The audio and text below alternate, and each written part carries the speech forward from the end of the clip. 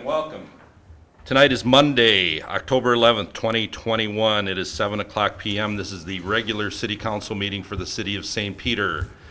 We will call the meeting to order. Would all please join in the Pledge of Allegiance? I pledge allegiance to the flag of the United States of America and to the republic for which it stands, one nation, under God, indivisible, with liberty and justice for all. Everyone should have a copy of the agenda. Are there any changes, corrections to the agenda? If not, is there a motion to approve? So moved. A second. All in favor of the agenda as presented, please signify by saying aye. Aye. Opposed? Agenda is approved. Next up, we have the minutes from our September 13th, 2021 meeting. Those minutes appear on pages 6 through 9. Are there any changes to those minutes? Not, is there a motion to approve? So move. Second? All in favor of those minutes as written, please signify by saying aye. Aye. Opposed? Those minutes are approved. Just want to make a note, our September 27th meeting was canceled due to a lack of quorum. So there are no minutes for that meeting, so that's why we're a month between the two meeting minutes approval. Next up, we will address visitors. Is there anyone in the audience that would like to speak to the council on any agenda item? Seeing no one, is there anyone in the audience that would like to speak to the council on any matter whatsoever? Seeing no one, we will move to the consent agenda. Consent agenda begins in detail on page 10 and concludes with the resolution on page 36. And includes the following budgeted purchases in excess of $10,000 to Cartograph for implementation and subscription for $13,606.75. Following employee appointments: Keith Ruffing, Patrol Sergeant at $38.76 per hour.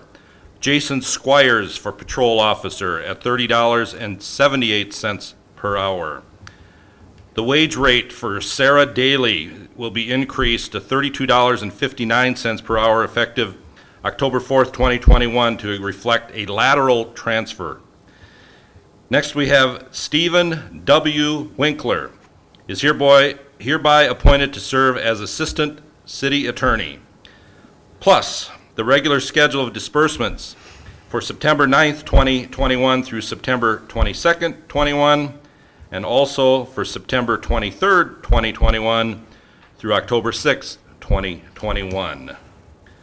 Are there any questions, comments concerning the consent agenda?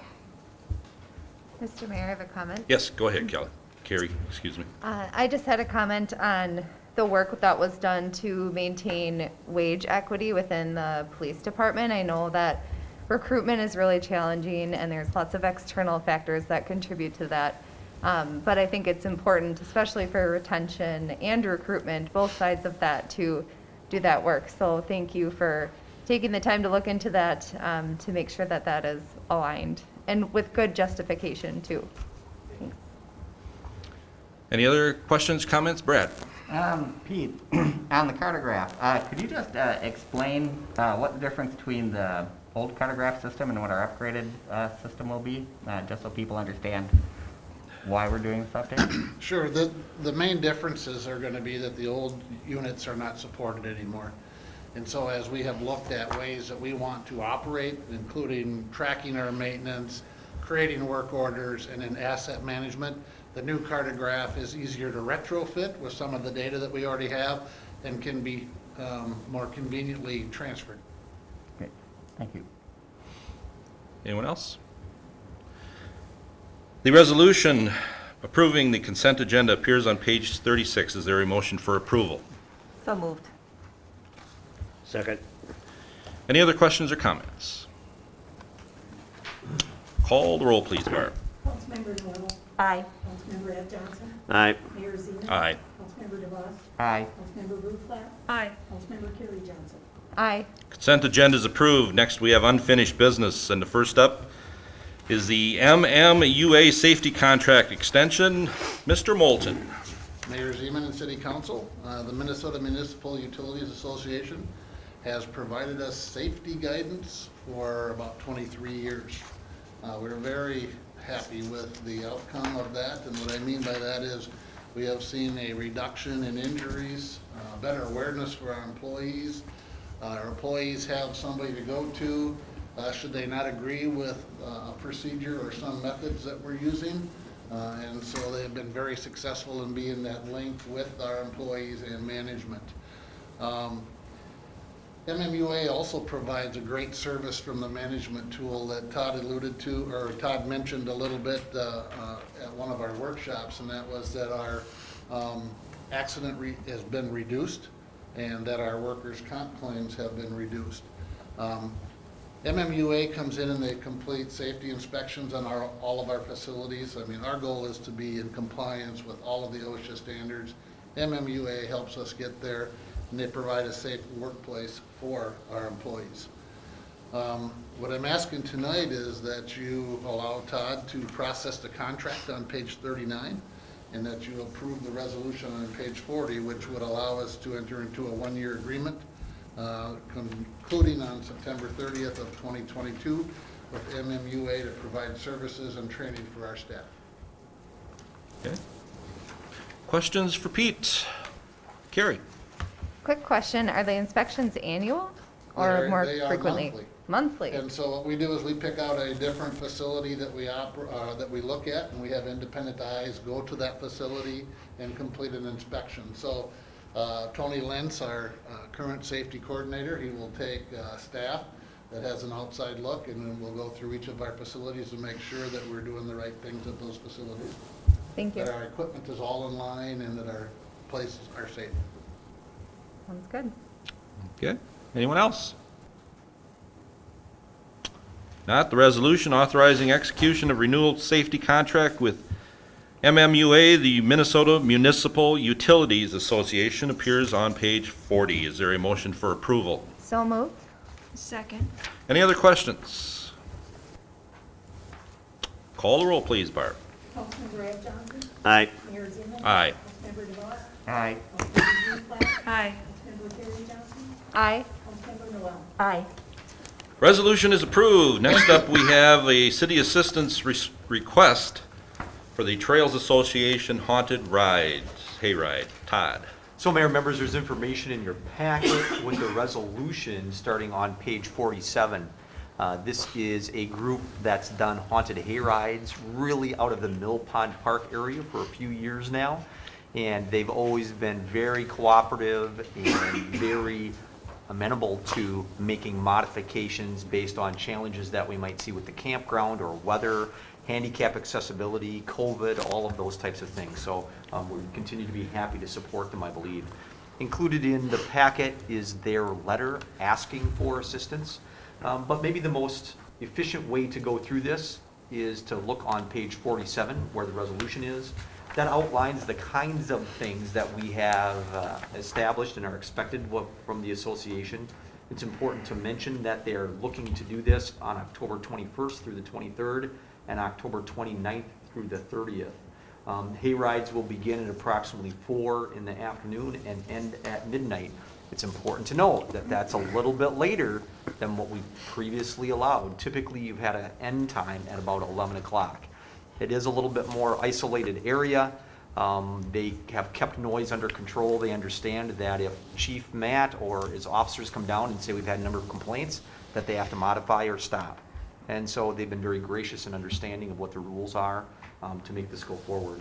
Certainly they want to use the restroom facilities that are located in the Mill Pond and use the City Hall parking lot and adjoining on-street parking for the folks that are going to be on the hayride.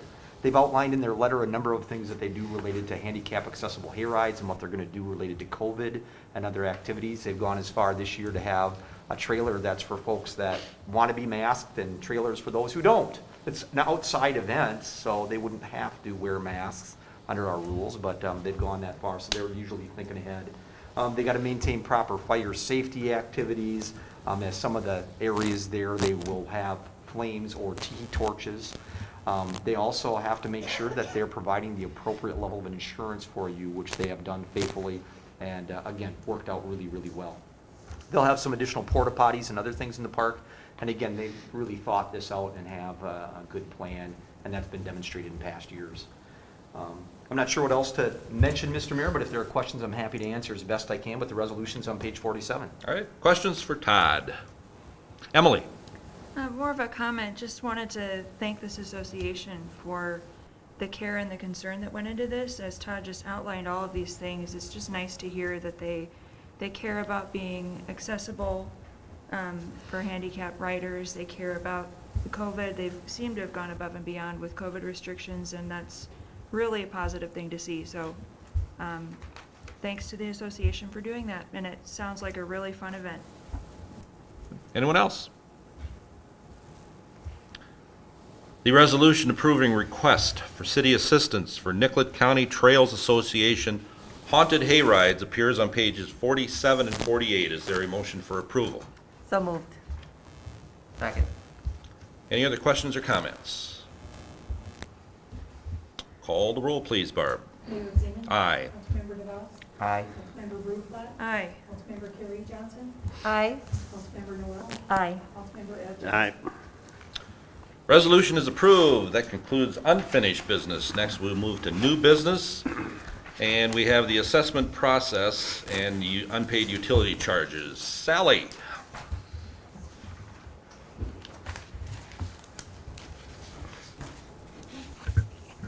Mayor Zeman, City Council, we are here asking tonight for the approval of the resolution for the city to prepare assessments for delinquent utility accounts as of May 31st, 2021.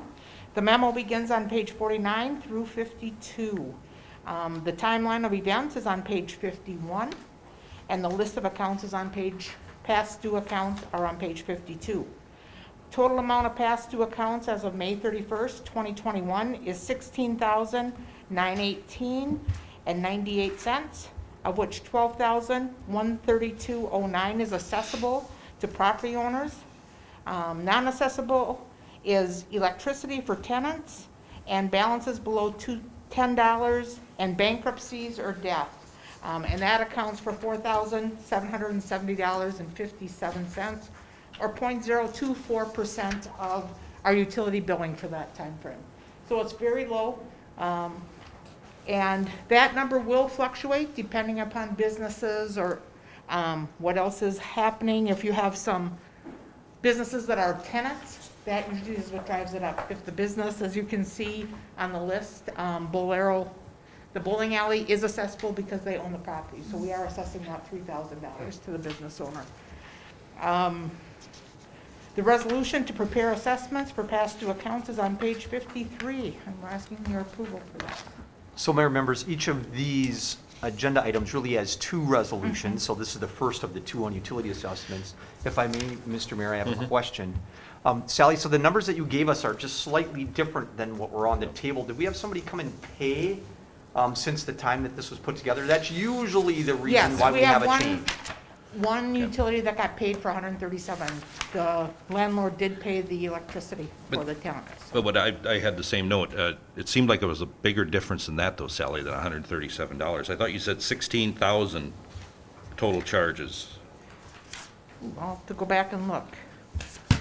And here it shows 19,000. 19,000. It should be the 15,000. It should be, yes. 15,167 and the 47. Yeah. Yeah, that's not what I heard. Maybe I heard Okay. wrong, but And I might that's, have had the wrong and that amount. was a note Yep. that I had made too. Yep, and I know So there's that- one on here that did pay on Friday. Okay. Okay. All So right. we will double check the numbers and make sure that they're appropriate, as you might note in the resolution. This is just calling. That first Right. resolution is ordering the preparation of the assessment, so we'll double check that. And the second one is for your hearing to be called. Neither of them require the specific number, Right. but we'll make sure we double check. Right. We'll Okay. double check that. Yep. That works And for then on me. page 52, there was one spell check. It should be, there's two of them for Beacon View. It says Township, it should be Beacon View Homes. Housing. Toward the bottom. Yep, towards the bottom, there's two of them in there for the Okay. Beacon View. All right. It's Once just a again, different- that does We'll not- have that corrected. We don't need to do that. We'll have that to Right. send letters. the Nothing to correct- do with what With the we're amount. talking about tonight Right. on page 53 or Yep. 54. Questions? Carrie. Just to clarify, so the discrepancy that we're looking at isn't the total versus the assessment, there's a different discrepancy that we're looking at? 'Cause No. What I said was wrong. Okay. I see, Based, okay. based off the chart, the 2021 Yeah, number. Instead of 16, it should have been one. Versus the 15. spreadsheet? Okay. Yeah, Yeah. that's what I heard anyway, was Okay, was thank you 16 for that. instead of Yeah. the 15. So, I put the wrong amount in here. just so that I can feel good about this discussion, in addition to that, this list was put together, and then after this list was shipped to you, we had somebody come in and pay. Right. So ultimately, the number will be a little bit different, and that can happen as we move through the process. My recommendation is, don't let that hold you up or hang you up. Those numbers are important as we send out the notices, but related to the two resolutions that we have in front of you, those numbers are not included within those resolutions. Okay. Everyone understand, kind of? All right. Yes. Any questions, more questions? Emily? I have a question about the schedule on page 51. I was just wondering, given the COVID year and a half that we've had, when they are notified of this assessment, are they notified of any assistance that they could apply for if they're having trouble with their meeting these utility bills, making these payments? We do send that out when we send the delinquent accounts. They're still getting delinquent notices on that, and if they call in and ask for payment. For the most part, most of these delinquent, especially the electric portions that we're writing off, are usually final bills that people have left town and we can't even track them down, for the most part. But landlords and the rest get the rest for the water, sewer, wastewater, and the rest for the Sure. assessable portion. Thank you, Sal. Anyone else? The resolution declaring unpaid charges for municipal utilities to be assessed and ordered preparation of proposed assessment appears on page 53. Is there a motion for approval? So moved. Second. Any other questions? Call the roll, please, Barb. Councilmember DeBosse? Aye. Councilmember Bruflat? Aye. Councilmember Carrie Johnson? Aye. Councilmember Noel? Aye. Councilmember Ed Johnson? Aye. Mayor Zeman? Aye. Resolution is approved. Next up on page 54, we have a resolution calling for a public hearing declaring unpaid charges for municipal utilities that will be assessed. Is there a motion for approval? So moved. Second? Any questions on this matter? Call the roll, please, Barb. Councilmember Bruflat? Aye. Councilmember Carrie Johnson? Aye. Councilmember Noel? Aye. Councilmember Ed Johnson? Aye. Mayor Zeman? Aye. Councilmember DeBosse? Aye. That resolution is approved. Next up, we have the assessment process for the unpaid miscellaneous charges. Sally? Yes, Mayor Zeman, City Council, we are here asking for approval of the resolution to prepare assessments for miscellaneous projects and miscellaneous charges. Memo begins on page 55 and ends on page 58. The assessments are for curb, gutter, sidewalks, and sidewalk projects. And we do have waivers signed by the owners approving those assessments for all but one property. And the amount of the property that does not have a waiver is $3,196.77. Miscellaneous charges are for lawn mowing, snow removal at properties, and are included to be assessed to properties unpaid as of August 2nd, 2021. We also have a large assessment, as you see, for the bowling alley, for the demolition and cleanup of that project. So that's what's driving the cost up also for this, for the assessments. Curb, gutter, sidewalk, and driveway projects is $128,399.83. The bowling alley cleanup and fire call is for $68,121.45. And lawn mowing, snow removal, and some frozen water meters is for $1,680. So I'm asking a resolution to prepare assessments for project and miscellaneous assessments on page 59. Questions? Brett? What happens with the house that didn't sign a waiver? As far as as far as how much, are we gonna run into a situation where they may contest the assessment? They then have the opportunity to contest under state law. Since you went through an assessment process with Third Street, you're probably very familiar, but since they did not sign a waiver, this then constitutes the notice that's required under state law, so they could contest that. I think it's unlikely that that happens, but it is possible that that could happen. Typically, we have waivers for all of these. This is a little bit of an unusual circumstance, and certainly with the bowling alley and the cleanup, that one, as opposed to the one that I was just talking about, was one that we asked, but actually is through a court order to move forward. That doesn't limit or restrict meeting the requirements of the statute. We still have to meet the statute, but this process then does meet those requirements. It's funny how you said that, as we know, as our experience with Third Street, because this also is on, well, another part. Different- A different part. Obviously a different part of Third A Street. different It part. was just kind of funny. Li- Yeah. Livermore to Union is this part. I know, it's just kind of funny that Third Street, so.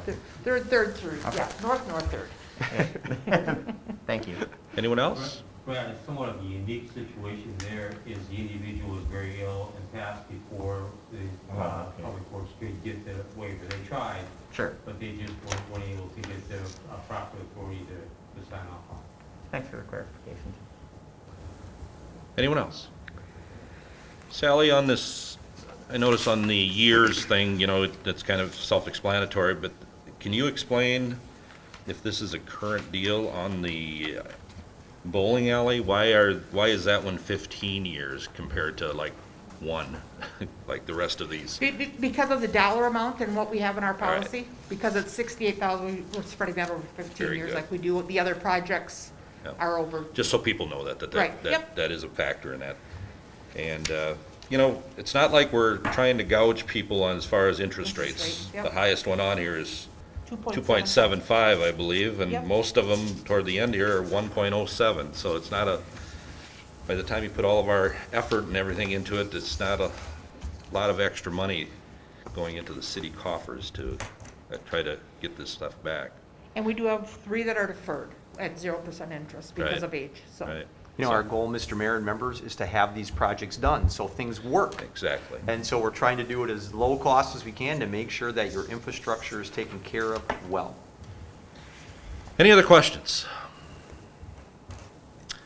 The resolution declaring unpaid charges to be assessed and ordering preparation of proposed assessment of unpaid miscellaneous charges appears on page 59. Is there a motion for approval? So moved.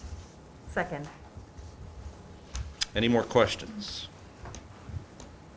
Call the roll, please, Barb. Councilmember Carrie Johnson, Aye. Councilmember Noel, Aye. Councilmember Ed Johnson. Aye. Mayor Zeman, Aye. Councilmember DeVos, Aye. Councilmember Bruflat. Aye. Resolution is approved. Next, we have a resolution calling for a public hearing on assessment of miscellaneous charges. That resolution is on page 60. Is there a motion for approval? So moved. Second. Any questions on this matter? Call the roll, please, Barb. Councilmember Noel, Aye. Councilmember Ed Johnson. Aye. Mayor Zeman. Aye. Councilmember DeVos, Aye. Councilmember Bruflat, Aye. Councilmember Carrie Johnson. Aye. Resolution is approved. That concludes our new business.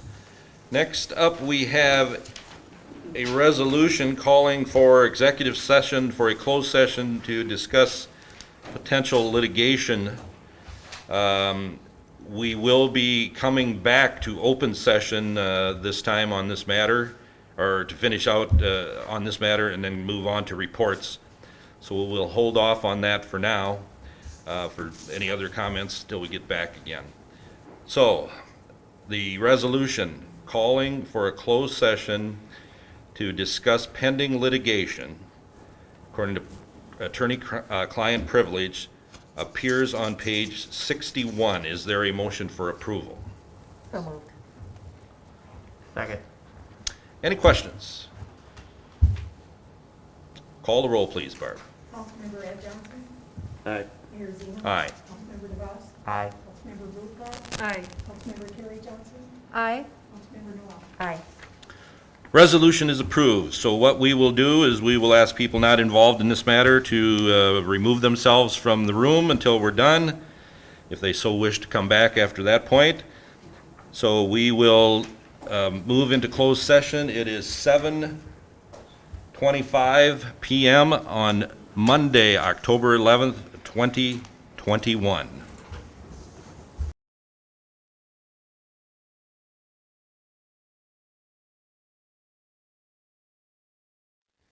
All right, we have returned from our closed session.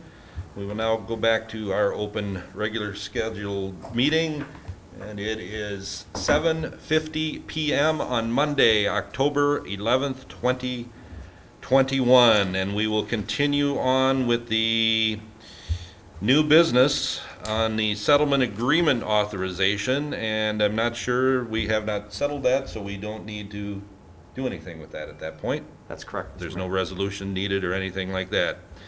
So, since we do not need to do any more discussion on that at this point, we will conclude our new business and we will move into reports. The only thing that I have to add or to say is that I want to thank the fire department members for all of their effort during the open house, which occurred on Wednesday of this week, last week, and also on Saturday morning of this week. And, you know, the firefighters put in a lot of effort, and they don't get paid a lot, don't get paid anything basically until they retire for doing this. So, you know, it was good to see. I think they kind of just split it up half and half, pretty much it, but there was good coverage. And once again, just that everything they do for the community is I'm very, very thankful for. All right, Todd. Mr. Mayor, I'll just piggyback on that and mention under item number 3 on my reports that we maybe had between 40 and 50 people over those 2 days. And so a lot of information was put out. We'll have some more information that will come up here as a part of the display cases. Some of the information that you saw there we'll place up here as best we can. Information has gone out in the hot sheet, information is on your website, information has gone out in the utility bill. We video blogged on it, we've done a number of different things, and we'll have some more information as we continue to move forward. But just wanted to keep you aware we are following that plan that was laid out for you, and we'll continue on that plan. And again, like the mayor said, thanks to the fire department and Sally for being there all the time when we talked about money. Next one I have, Mr. Mayor, actually going back to number 1, is August 30th goal session report. So you'll see that information included in your packet. If you have additional questions, I do want to point out that this is not meant to be minutes. This is meant to be, at least from my perspective, the significant items that you talked about and direction that you gave staff relative to that. And so this is something that we'll provide back to you again as we move forward in future goal setting sessions so that you can keep track of that. Absentee voting is underway. Barb, help me out. How long is absentee ballots? What's the scoop with that? How long can people get those? They can get them through the November 1st, the day before the election, and they have until 3 p.m. to return them to the government center on election day. Again, St. Peter has a wonderful tradition of high voter turnout. And so we really want to continue to emphasize that. And it's a wonderful thing within our community to have people contribute their thoughts and ideas about what we have going on for election. And again, we have mayor seats, council seats, there are school board seats, there's the sales tax, and referenda for the school district are all on the ballot. So very important things within our community. So we encourage people to get out there and vote. We love to see you out there, whether it's absentee or we see you in person. Next item that I have, I'll turn over to Pete.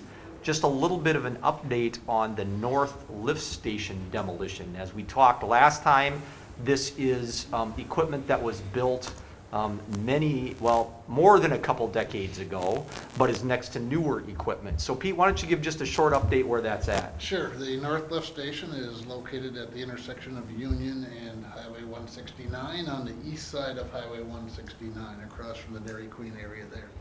The North Lift Station was built in 1960, refurbished in 1983, and used primarily to pump wastewater over to the ponds.